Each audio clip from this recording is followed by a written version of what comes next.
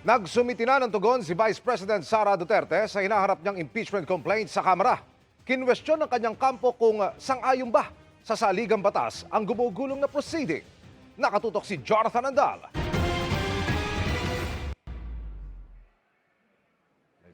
Emil, messenger na paralegal yung naghatid at nag-file dito sa Kamara nung sagot ni Vice President Sara Duterte sa impeachment complaint laban sa kanya.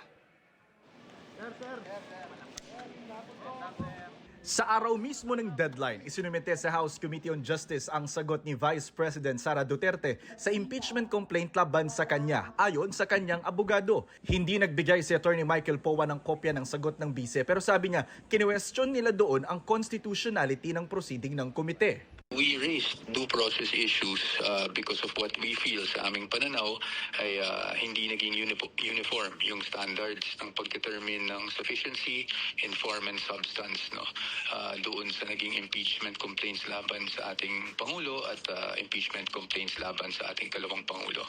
Sabi ni Powa, ang kanilang isinumite ay answer ad cotellam. Salitang Latin na ang ibig sabihin ay as a precaution. Gate niya kasi wala silang dapat sagutin sa reklamo dahil wala umanong nakalagay na ultimate facts o yung mga elemento na sumusuporta sa alegasyon. Ilan sa mga alegasyon sa impeachment ay umano'y maling paggamit ng bise sa kanyang confidential funds, umano'y di mapaliwanag na yaman at pagbabanta sa buhay ng Pangulo.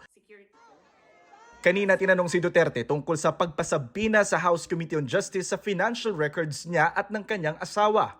Kausapin muna nila ng maayos yung mga abogado nila dahil sa nakikita natin ngayon ay yung mga iilan sa mga members of the House of Representatives ay inaabuso yung kanilang posisyon at kapangyarihan at more than that ay lumalabas na para silang mga law benders. Wala po nga pag-abuso, wala po nga law bending dito, no? Kundi ito po ay pagpapatupad ng mandato ng proseso po ng impeachment laban sa pangalawang Pangulo. Kailangan pong ipaliwanag ng pangalawang Pangulo, ito pong tinatawag nating 50 million wealth gap sa kanya pong pag-aari. No? And syempre, pagka hindi po ito naipaliwanag, mula doon po sa kanya pong mga negosyo, propesyon at iba pang mga pinagkakakitaan, meron pong prima facie finding na ito po ay unexplained wealth.